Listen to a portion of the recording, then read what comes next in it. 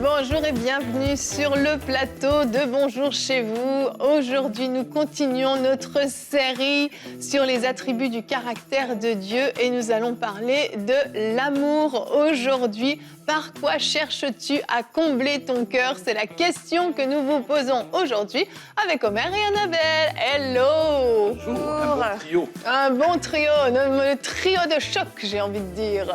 J'ai failli dire frites, burger. Et c'est quoi? Et le Coca-Cola. Le Coca-Cola, frites, burger, Coca-Cola. Waouh! La référence! La référence de choc. Je sens qu'on est en forme aujourd'hui. Hein? Aujourd'hui, on va parler, c'est ça, de Dieu. Dieu est amour. On en a un petit peu parlé hier. Et vous vous souvenez, on disait que l'amour de Dieu était parfait grâce à la justice de Dieu. Et aujourd'hui, on va voir justement par quoi on peut chercher à combler notre cœur. Et Omer, tu vas faire une rubrique conseil du coach aujourd'hui. Oui, nous allons faire un conseil du coach sur comment sortir de la dépendance affective. Un très bon sujet, important, que tu aimes traiter, effectivement. Et on va commencer cette émission, non pas en parlant de la dépendance affective, on garde ça pour la fin, mais on va commencer par la pensée du jour.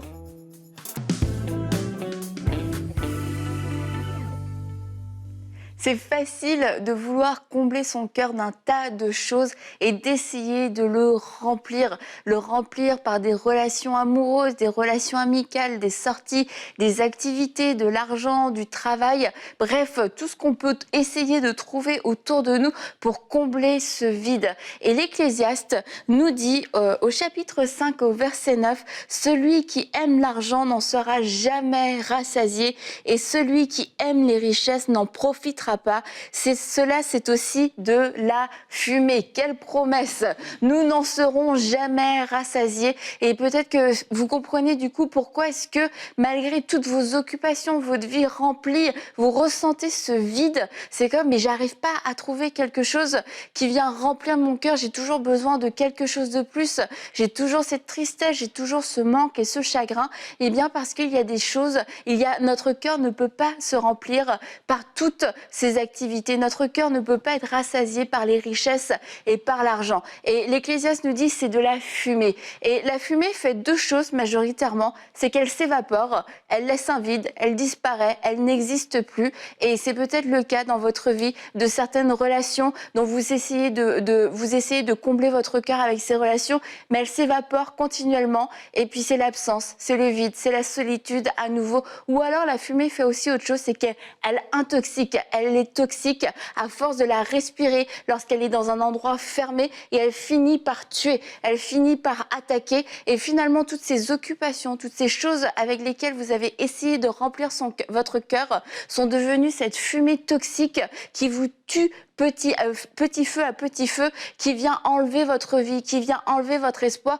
et vous vous rendez compte qu'il y a quelque chose qui ne va pas. Et aujourd'hui, je veux vous encourager à délaisser toutes ces choses et aller vers celui qui vous aime, aller vers Dieu qui veut vous remplir de son amour. Et c'est cet amour, lorsqu'il va venir dans votre cœur, qui va vous combler, malgré les déceptions, malgré les circonstances, malgré quelquefois le deuil, malgré le manque. Les circonstances ne changent pas et pourtant, lorsque cet amour remplit votre cœur, vous dites... Je me sens complète, je me sens remplie, je me sens vivante, je sens qu'il ne me manque plus rien, je sens que je suis comblée et que même cet amour coule au plus profond de moi et me restaure, me console. Alors aujourd'hui, arrête de courir à droite et à gauche pour essayer de combler ton cœur avec des choses qui sont comme cette fumée qui s'évapore ou alors qui t'intoxique et laisse le Seigneur remplir ton cœur de son amour. Amen, merci Annabelle. Ça me fait penser à cette citation qui dit qu'on a tous en nous un vide en forme de Dieu à l'intérieur de nous. Tu connais pas cette citation, Omer? Non, c'est une citation. T'es trop jeune, c'est pour ça. Ah, c'est ça. C'est une citation qu'on trouve quand même assez souvent. Je ne sais plus du tout qui l'a dit, Mais c'est ça en fait, c'est une réalité. Alors on ne peut pas le voir à l'œil nu, on peut passer un scanner, on ne verra pas de vide, mais en fait ce vide se trouve dans notre âme et on a tous justement besoin de combler ce vide. Et comme tu le dis, souvent on essaye de le combler par tout un tas de choses, pensant que ça va nous combler, que ça va apaiser en fait ce manque qu'on ressent à l'intérieur, mais il n'y a qu'une seule et unique chose qui peut combler ce vide qu'on a à l'intérieur de nous, c'est cet amour parfait, l'amour de Dieu qu'il a manifesté en donnant son Fils Jésus-Christ pour nous sauver, cet amour parfait qui vient nous remplir, mais limite dans chaque cellule de notre corps. Je ne sais pas si vous avez déjà ressenti un jour comme une bouffée d'amour du Père. Ça peut être dans un temps de louange, ça peut être dans un temps de prière, ou juste un temps où vous êtes connecté à Dieu, puis il se passe rien, mais vous avez comme des vagues de son amour qui vous submergent. C'est tellement fort et on se sent rempli, à déborder au point qu'on a l'impression qu'on va exploser même des fois, tellement cet amour nous remplit à déborder et nous comble à déborder. Et c'est vrai que on aimerait que tout le monde puisse expérimenter cet amour-là, tout le monde puisse découvrir cet amour-là, au lieu de chercher à droite et à gauche à combler ce vide qui ne peut, je le redis encore une fois, ne se combler que par l'amour de Dieu. Mm-hmm. Et tu parles de cette bouffée d'amour, et ça me fait penser aux femmes qui ont des bouffées d'air de chaleur, des bouffées de chaleur ou d'air chaud. Des bouffées de tu n'y es pas encore très cher. Et tu as cette bouffée de chaleur, mais on a déjà tous eu, en tout cas, je pense, des bouffées de chaleur à un moment donné. Quand il fait chaud. Et ça te submerge, et ça vient, ça dépasse ce que tu ressentirais normalement. Tout le monde a froid ou tout le monde est à une température ambiante normale, mais la personne qui a cette bouffée de chaleur, elle a vraiment mais très chaud, elle le ressent dans tout son corps et ça s'intensifie. Elle a besoin de prendre l'air, elle a besoin d'ouvrir une fenêtre parce que en fait son corps ne répond pas à la chaleur extérieure de la pièce, à la chaleur ambiante. Son corps répond à une chaleur à l'intérieur. Et l'amour de Dieu, c'est la même chose. C'est de l'intérieur et on peut être dans le milieu le plus hostile. Les gens ne nous aiment pas, les gens nous rejettent, mais cet amour-là explose comme une bouffée de chaleur et qui nous fait passer au-dessus de l'ambiance quelquefois froide dans laquelle on peut vivre aussi et qui nous pousse du coup à aller chercher de l'amour ailleurs. Mais si vous avez reçu Jésus dans votre cœur, cet amour est disponible à l'intérieur de vous et il n'est pas à l'extérieur en fait. Et je crois que nous devrions prier beaucoup plus. Seigneur, j'aimerais ressentir ton amour. Souvent, comme on vit dans un monde matérialiste, nos prières sont très matérialistes. Donne-moi, fais pour moi, etc. Mais les prières, Seigneur, laisse-moi te connaître, laisse-moi te découvrir, laisse-moi connaître ton amour, expérimenter ton amour dans le lieu secret, goûter ton amour. C'est plus vraiment des prières qu'on va beaucoup retrouver parce que on a beaucoup lié tout au matérialisme. Mais quand, bien même, comme Annabelle disait, on aurait tout ce matériel, il reste quand même un vide. Et ce vide-là, il ne peut être comblé que par l'amour de Dieu. Et j'aimerais vous dire, la Bible dit, demandez, on vous donnera. Demandez à Dieu son amour. Demandez à Dieu de ressentir son amour. Non seulement de le ressentir, mais de le connaître. Parce que parfois, on sait intellectuellement que Dieu nous aime, mais on n'a pas encore découvert, vu cet amour-là, ressenti cet amour-là, qui peut combler tous les vides qu'on a pu avoir en termes de manque d'amour. Alors, demandez aujourd'hui au Seigneur Jésus de vous le faire sentir, surtout pour ceux que peut-être que vous êtes isolés, vous êtes rejetés, le Seigneur peut vous le faire sentir aujourd'hui. Oui, amen. Et j'aimerais qu'on regarde notre verset du jour, Éphésiens chapitre 3 au verset 17 et 18, un verset qu'on connaît bien.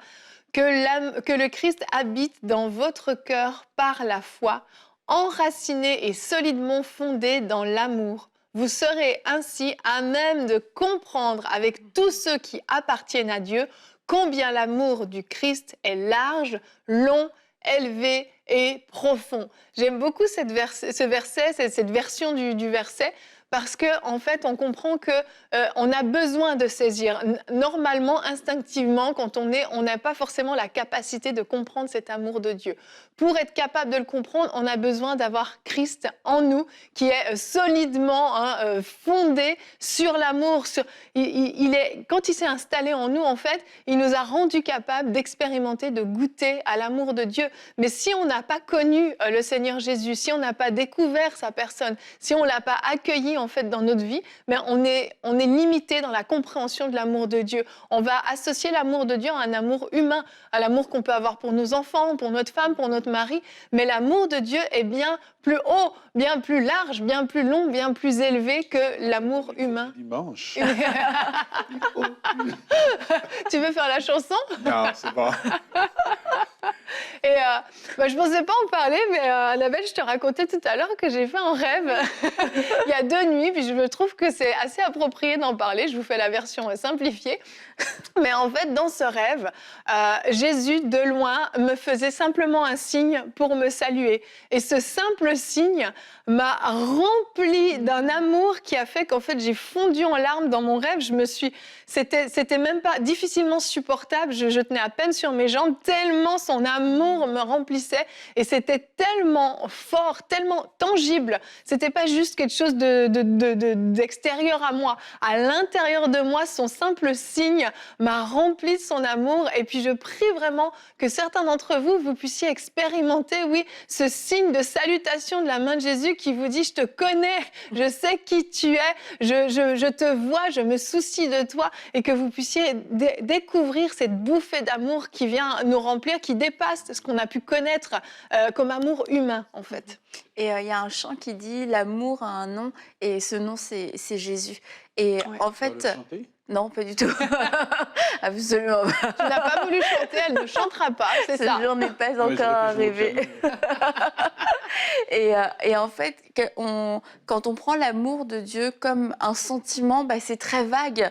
Et puis on se dit, mais comment cet amour peut me remplir? Et c'est pour ça qu'on a tendance à aller chercher cet amour auprès de personnes, parce qu'on veut entendre des mots, on veut sentir, on veut être touché, on Que ce veut soit toucher. concret, en fait. Voilà, et on se dit, mais l'amour de Dieu, c'est trop abstrait. Mais quand on comprend que l'amour de Dieu, c'est Dieu lui-même, que Dieu est une personne, qu'il est vivant, c'est un amour qui est vivant, c'est un amour qui parle, un amour qui touche, un amour. Et quand je dis un amour qui parle, moi je sais que c'est une prière que je fais souvent pour moi, mais aussi pour d'autres personnes, c'est que Dieu puisse déposer des mots que personne ne pourra déposer. Et c'est cet amour qui parle, qui dépose des mots, qui dit des mots dans notre esprit, des mots qui sont même pas audibles, mais c'est comme tu le sais, tu l'as senti, et ça porte du fruit. Et c'est ça, l'amour de Dieu parle, l'amour de Dieu est vivant et il s'exprime, il va s'exprimer même dans nos corps à travers la guérison, à travers la délivrance, à travers la guérison des blessures.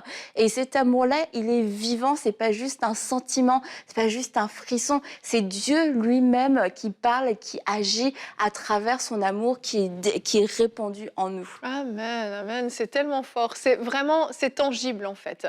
Et si vous avez jamais goûté à ça, comme Omer l'a dit en fait, demandez et vous allez recevoir en fait. Vraiment croyez que Dieu peut vous faire goûter à son amour de manière presque physique en fait, même pas presque, j'ai envie de dire, c'est physique, on le ressent réellement et vous allez découvrir cet amour extraordinaire qui va vous combler plus que toute autre chose sur la terre.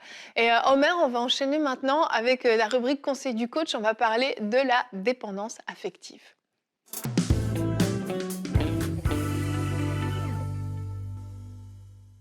Comment sortir de la dépendance affective? J'aimerais vous dire que si vous souffrez de dépendance affective, vous êtes peut-être, sans le savoir, vous êtes prisonnier. Vous êtes prisonnier d'une situation qui a peut-être perduré depuis longtemps. Mais la bonne nouvelle, c'est que Jésus est venu pour libérer les captifs. Amen. Et je sais que c'est un sujet sensible et c'est très difficile de s'identifier comme étant dépendant affectif. Mais j'aimerais vous inviter à ne pas avoir honte de nommer la chose par son nom, car ce qui est exposé n'a plus de pouvoir sur vous. Et Jésus est venu pour vous libérer et j'aimerais aujourd'hui, dans quelques moments, juste vous donner un schéma d'abord de comment identifier, définir comment identifier. Ensuite de cela, vous montrer le chemin que vous pouvez prendre pour en sortir. J'aimerais être honnête avec vous, j'en ai été victime. Si j'ai pu m'en sortir, vous pouvez vous en sortir. Le même Jésus qui est venu, qui m'a restauré, qui m'a libéré, peut vous libérer aujourd'hui. Alors pendant ces quelques minutes, vous serez en train de marcher sur le chemin de votre liberté. La lumière de Dieu va rentrer dans vos cœurs, dans vos pensées, dans quelques prisons dans lesquelles vous êtes et vous serez libre, car la Bible dit que si le Fils de Dieu vous a franchi, vous serez réellement libre. Marchez vers votre liberté aujourd'hui. Alors, qu'est-ce que c'est que la dépendance affective? On pourrait définir la dépendance affective comme le fait de ne plus, en fait, vivre pour soi, au niveau de ses émotions, mais vivre pour les autres.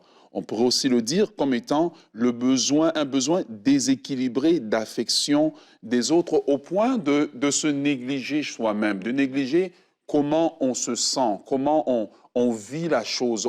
Je supprime mes émotions, je supprime ce que je ressens, ce que je pense pour laisser toute la place aux autres. Et je me sens écrasé dans un coin parce que je ne suis rien sans l'approbation, je dirais même émotionnelle des autres. Cela se traduit par tout faire pour plaire, au point de me faire mal, je choisis de plaire. Tout faire pour avoir l'approbation des autres, tout faire pour être accepté, pour être inclus. Je vais même contre mes valeurs, contre ce que je crois. Pourquoi? Parce que si je n'ai pas l'approbation, si je n'ai pas l'approbation des autres qu'ils m'aiment, alors je me sens comme si j'étais terminé.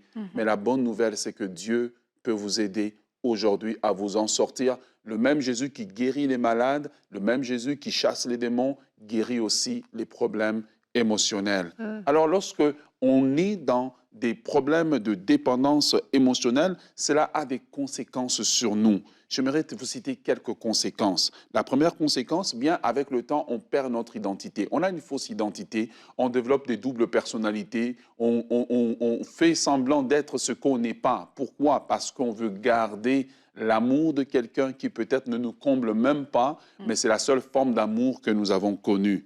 On perd aussi, quelque part aussi, une raison de vivre. Je ne vis plus pour mes rêves, je vis pour les rêves de l'autre personne autour de moi, à côté de moi.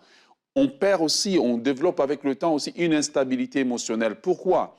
Parce que l'homme que j'essaie de plaire, ou la femme que j'essaie de plaire, ou le parent que j'essaie de plaire, a une humeur variante, donc je varie toujours. Vous devenez instable dans vos émotions, mais la stabilité peut vous être accordée aujourd'hui dans le nom de Jésus de Nazareth. Avec le temps, eh bien, quelqu'un qui est souffrant de dépendance émotionnelle a des blessures intérieures. Pourquoi? Parce que les personnes ou la personne à qui vous essayez de plaire ne sera jamais satisfaite. Elle va vous demander ça aujourd'hui, demain ça aujourd'hui, et parfois vous reprendre très durement et vous êtes en train de courir après un amour. En fait, comme Annabelle le disait, vous courez après le vent. Mais Jésus nous offre un amour qui est vrai, un amour qui est solide, un amour qui a fait ses preuves. Et finalement, dans la dépendance affective, avec le temps, on finit par développer une double vie. Ça veut dire on fait semblant d'être ce qu'on n'est pas. En fait, on fait semblant, on porte le vêtement d'un personnage alors qu'à l'intérieur, on se sent petit, on se sent enfoncé, on se sent diminué. La bonne nouvelle, c'est que Jésus est venu pour entrer dans les prisons de nos émotions et pour nous rendre libres. Alors parlons maintenant de quelques sources de la dépendance affective. Premièrement, la dépendance affective peut avoir comme source aussi une faible estime de soi. J'aime bien, parce que dans le deuxième point, je vais dire que c'est les problèmes liés à l'enfance. Alors souvent, on met tout lié à l'enfance parce que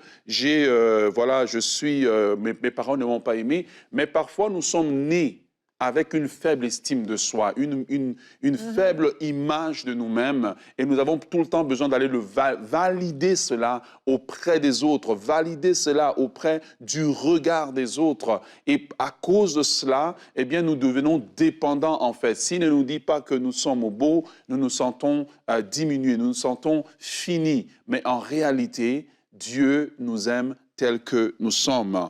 Ensuite de cela, oui, il y a des problèmes qui sont liés à l'enfance, maltraitance, manque d'affection, absence des parents. Mais une troisième source aussi, ce sont des échecs répétitifs. Alors, on veut s'accrocher à un certain type de personnes qui ont réussi et chercher absolument qui nous disent qu'ils nous aiment, qui nous disent que nous sommes importants. Voilà. Et tout cela fait que nous développons nous manifestons de la dépendance affective. Alors, c'est important pour nous, quand nous remarquons cela dans notre vie, d'apprendre à détecter finalement nos sources de dépendance affective pour pouvoir s'en sortir. Et certaines personnes, parfois, ce sont juste les souvenirs de certaines choses que vous avez vécues et vous vous confiez dans certaines personnes pour dire qu'au moins elle pourra me protéger, elle pourra m'aimer. Mais vous vous rendez compte que cette personne ne vous aime pas et vous vous accrochez en fait parce qu'au fond, cet amour que vous avez ne peut pas vous combler. Voilà. Et je vous référais aussi à la série qu'on avait fait très longue à Parole de femmes sur la dépendance affective dans lesquelles j'avais assisté, dans lesquelles je vais plus profondément. Ici, nous sommes liés par le temps. Mais identifiez le schéma, identifiez les personnes avec lesquelles vous êtes en dépendance affective. Souvent, nous pensons que le problème, c'est la personne en face. En fait, la personne en face, parfois, c'est elle-même, elle aussi, parfois victime. Mais vous, en identifiant ces personnes-là, vous pouvez identifier quelle est la source d'attachement et pourquoi vous êtes attaché et entrer dans un processus pour pouvoir vous en sortir. Alors, je parlais de blessures intérieures. C'est qu'une des façons de sortir de la dépendance affective, c'est d'abord nous-mêmes être guéris des carences que nous avons eues, des carences au niveau de nos émotions, des carences au niveau de notre parcours, des rejets que nous avons subis, des absences que nous avons subies. Sans ça, c'est très difficile de s'en sortir. Au psaume 23, le verset 3, David dit cette parole. David dit « Il restaure mon âme ». Le problème de la dépendance affective, c'est un problème de l'âme. Ça ne sert à rien de chercher la délivrance. Il faut traiter l'âme. L'âme manque en fait, a manqué d'amour, l'âme est déséquilibrée. Et une des façons dont personnellement je m'en suis sorti, je suis souvent parti à Dieu, prier, et j'ai dit à Dieu, Seigneur, la Bible dit, tu restaures l'âme, restaure mon âme. Et en priant à Dieu de restaurer, ça veut dire, restaure veut dire guéris, enlève ce qui est mauvais, enlève ce qui fait mal, enlève ce qui fait que je suis déséquilibré dans mon amour. Les gens qui sont en dépendance affective, parfois ils sont dans une relation et la relation est arrivée à la fin, la personne vous a quitté, ça fait 5 ans, ça fait 10 ans, mais vous êtes toujours accroché, à la personne, mais il faut laisser aller la personne. Et une des façons de savoir quand on est guéri, c'est quand on est capable de laisser aller la personne avec qui nous sommes dépendants. Et je le dis souvent, ce n'est pas la personne avec qui on est dépendant le problème. Souvent, c'est nous. Nous avons besoin de guérison intérieure. Psaume 142, le verset 7, David, le psalmiste fait une autre prière. Il dit « Tire mon âme de sa prison ». Parce que dans la dépendance affective, sans qu'on se rende compte, notre âme est dans une prison de l'attachement, un attachement nocif, un attachement qui ne nous permet pas de grandir et de nous développer. Et voici une deuxième prière que vous devez faire, prière que j'ai faite moi-même en disant au Seigneur, tire mon âme de sa prison. Seigneur, j'ai eu un lien d'âme avec telle personne et ça fait longtemps qu'on s'est séparés, mais je suis toujours attaché. L'opinion de cette personne-là, elle est tellement importante pour moi et je ne peux pas vivre sans son opinion. Tire mon âme de sa prison. Et vous allez voir, quand vous faites ces prières régulièrement, Dieu va commencer à tranquillement guérir votre âme et à réduire tranquillement la dépendance à cette personne-là. Et quand vous allez arriver là, tranquillement, vous allez commencer à vous découvrir. Et ça, c'est la partie que j'aime. Vous allez commencer à découvrir qui vous êtes, la beauté que vous avez à l'intérieur. C'est pour cela que le psalmiste, au psaume 139, dit « Je te loue parce que je suis une créature merveilleuse ». Et le point maintenant, ce n'est plus ma référence, ce n'est plus la personne en face de moi, mais c'est la révélation que j'ai en Christ. Et c'est là qu'on arrive au point numéro 3, c'est que vous allez commencer à découvrir, au point suivant, c'est que vous allez commencer à découvrir votre identité en Christ. Qui vous êtes vraiment? Comment vous êtes beau? Comment vous êtes précieux aux yeux de Dieu? Comment Dieu a mis des richesses en vous? Vos critères ne seront plus ce que les autres disent, mais ce que Dieu dit de vous. Alors, j'insiste encore une fois, en revenant à mon point précédent, priez pour la guérison intérieure. Sans la guérison intérieure, c'est très difficile de s'en sortir.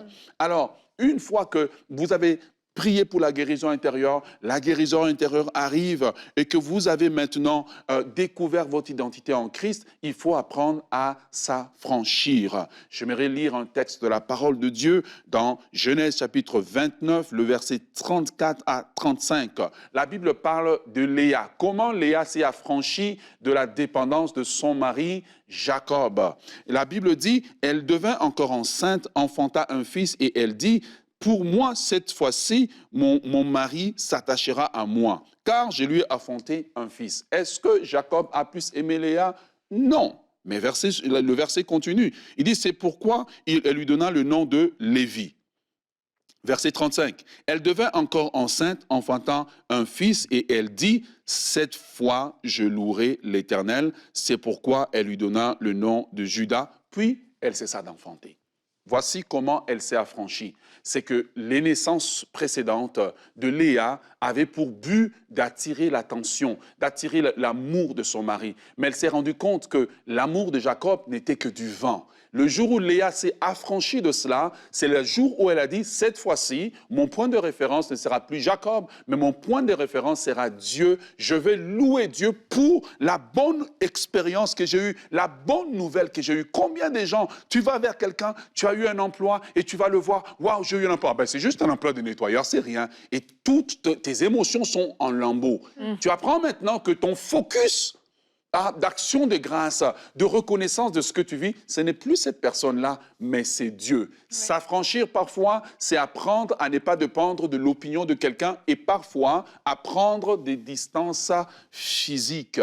Et c'est ce que le psalmiste nous dit au psaume 27, le verset 10 pour terminer, lorsqu'il dit « Mon père et ma mère m'abandonnent, mais l'Éternel me recueillera. » Dieu devient maintenant le refuge de vos émotions, même à lui parler lorsque ça fait mal dans vos émotions, pour dire, Seigneur, ça me fait mal. Les hommes autour de moi ne peuvent pas me comprendre, mais toi, tu peux me comprendre. Alors, je prie aujourd'hui que là où vous êtes, qu'un travail de Dieu commence pour que votre guérison intérieure, pour votre libération, libérez-vous de toute personne qui ne sait pas vous valoriser à votre juste valeur, car vous êtes précieux aux yeux de Dieu. Yes, amen. Merci, Omer. En 12 minutes, il y en a eu du stock. Hein. Et tu l'as dit hein, dans ta rubrique, mais vous aviez fait une série Paroles de femmes, c'est ça? On avait fait toute une série avec Omer sur la dépendance affective.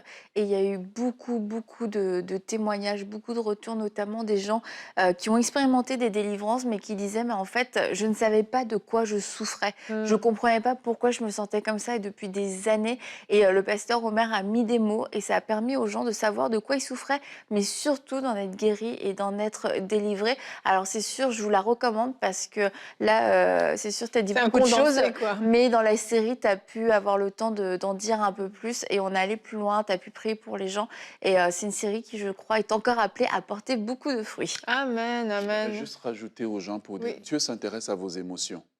Dieu ne s'intéresse pas simplement à votre vie, parler en langue, prier. Dieu ne s'intéresse pas simplement à vos finances. Dieu ne s'intéresse pas simplement à vos dîmes et offrandes. Mais Dieu s'intéresse à vos émotions. Et Dieu peut guérir vos émotions. Amen. Point important. Merci Omer, merci Annabelle. Très belle émission. J'espère que votre cœur va pouvoir être comblé de l'amour de Dieu. Et demain, on se retrouve, on continue notre série. Nous allons parler de la toute-puissance de Dieu. Ne crains pas, ton Père céleste est tout-puissant. Et Frank va faire une rubrique flashback un peu différente. Je ne vous en dis pas plus, mais ça promet d'être une très belle émission que je vous invite à suivre. Donc, on se dit à demain et bonjour chez vous.